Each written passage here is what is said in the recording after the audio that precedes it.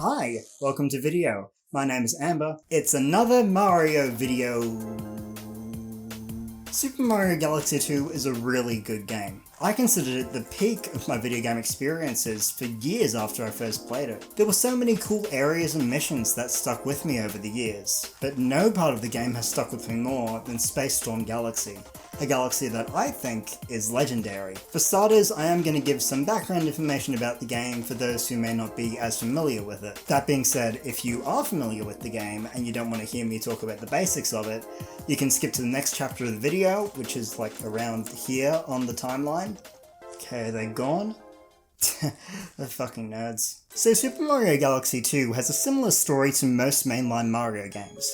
Bowser has kidnapped Peach, and Mario is trying to save her, but this time, we're in space. For the second time. The game has 6 main worlds, each taking the form of a world map, where we have to travel from the start to the end to eventually reach the big boss level, which lets us move on to the next world. Each world contains 7 galaxies, basically the levels of the game, and a few different split paths, which allow us to bypass certain galaxies if we so choose. Each galaxy either has 2 or 3 stars in the main game, but if you collect all 120 stars, then you can unlock another 120 known as the green stars. The gimmick of them being that they are hidden about in every galaxy you already visited, and sometimes the challenge is just to find where they are, but sometimes the challenge comes from actually collecting them once you've spotted one. That should be all the background knowledge you need for this video. Now let's meet up with those nerds again. Oh, hey, didn't see you guys there. So to properly talk about Space Storm Galaxy, I need to set the stage. At the end of the 4th world in the game, you defeat Bowser in a gripping boss battle,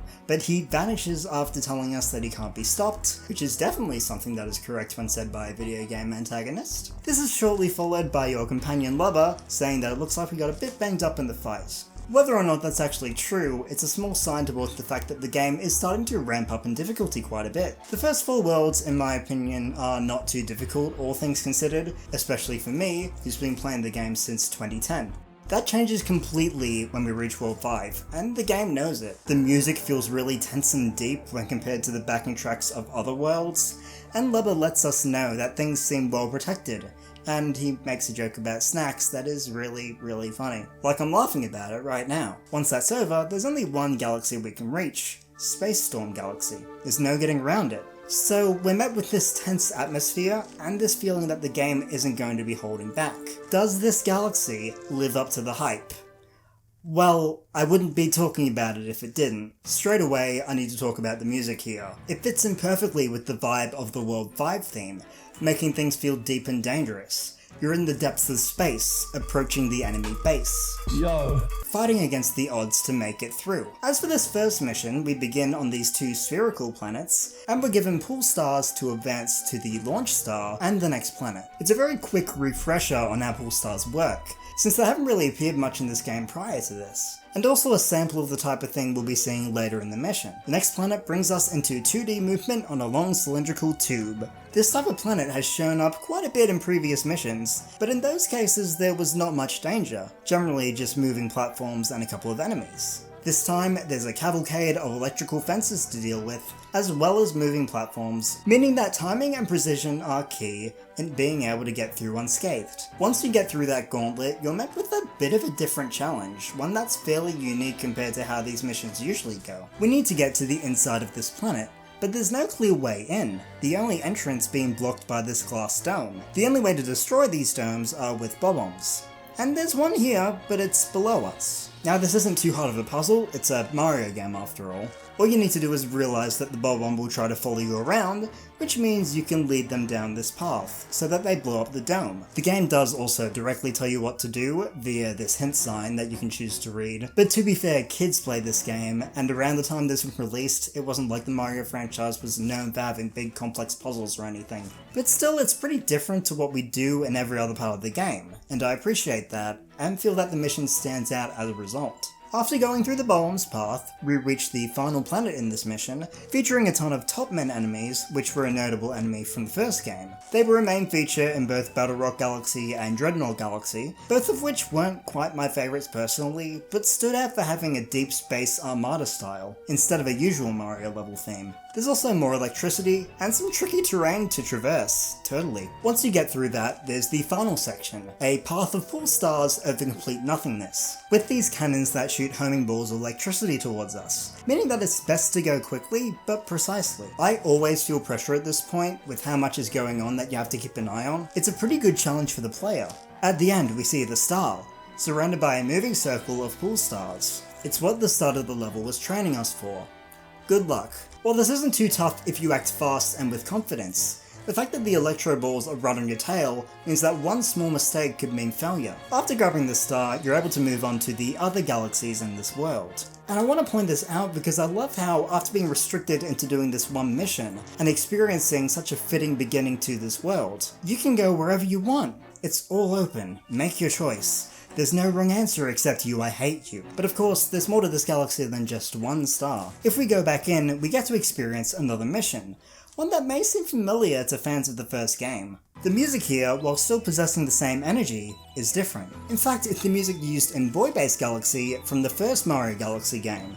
And that's a galaxy that many consider to be a favourite. It was a smaller galaxy with a lot of substance, something that can't be said about most of the smaller galaxies in that game, and the music is amazing. The opening of this second mission is pretty similar to what we saw in the first one, though with some slight changes. We have this suspicious blue switch, and everything is moving much faster than before. To the surprise of no one, these are connected. If we ground pound on the switch, the world turns black and white, like an old movie, and everything becomes much slower than it should be, like a new movie. This is a brand new mechanic, and while it's pretty useful, it's not required. Everything moves very fast in this level, but nothing is impossible at that speed. I tend to avoid these switches when they appear, because as someone who's very familiar with the game, I like the extra challenge of having to deal with everything still being fast. They're of course a great feature, but I think it's great that it's not forced, meaning that the player gets to choose if they'd like that extra challenge or not. Now, the layout of the main section of this level, known as the Topman's Tower,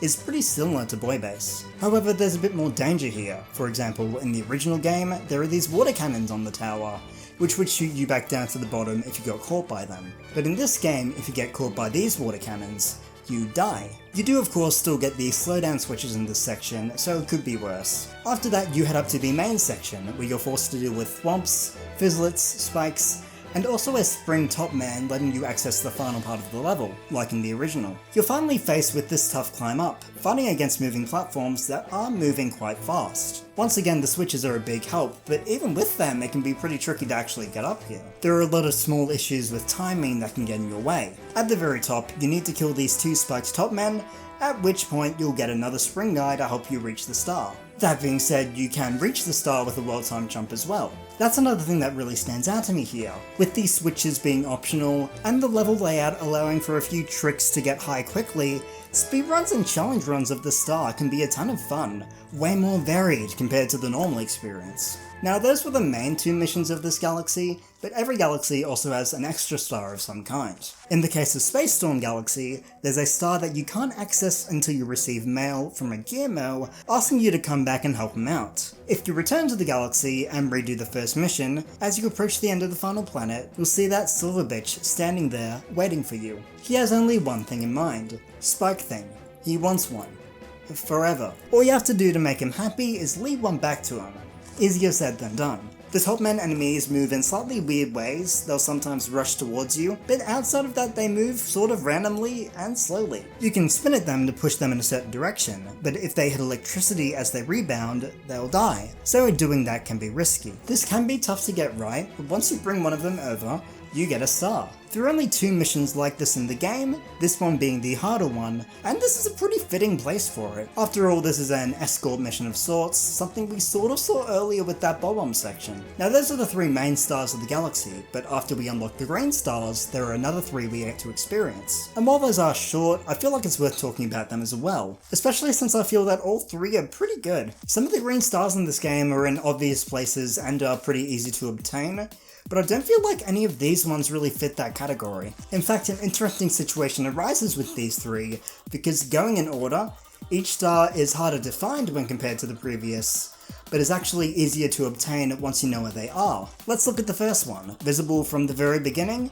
but involving you pulling off a slingshot maneuver with these pool stars. While it's not dangerous, it might actually take you a few tries to get it to work right. The second one is more hidden, being on top of this thin wall segment in the top man's tower.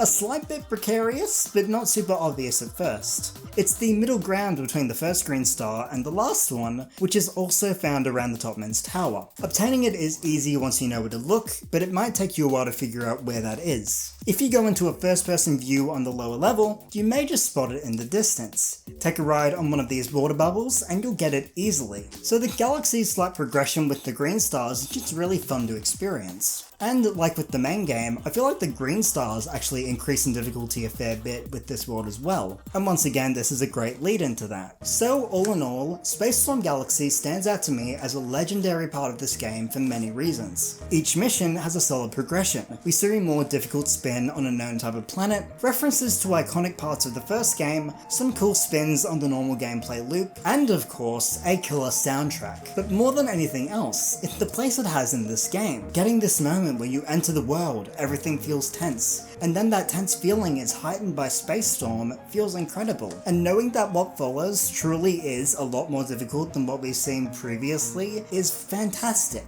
Slip Sand Galaxy poses a great challenge, Shiverburn Galaxy is a phenomenal way of ramping up the core idea of Freeze Flame Galaxy from the original game.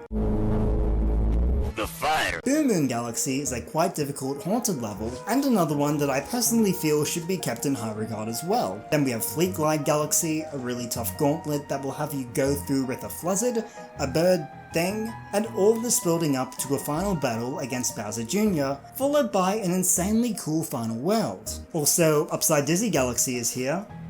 It's not for me, I just don't care. It's the part of the game that I remember the best. It's the part that I'm always most excited to reach. And it's the part that, even though this galaxy seems to be quite popular already, feels like it deserves even more respect for what it does great. It's legendary. That's really all I can say. Thank you for watching, and remember, Triangle.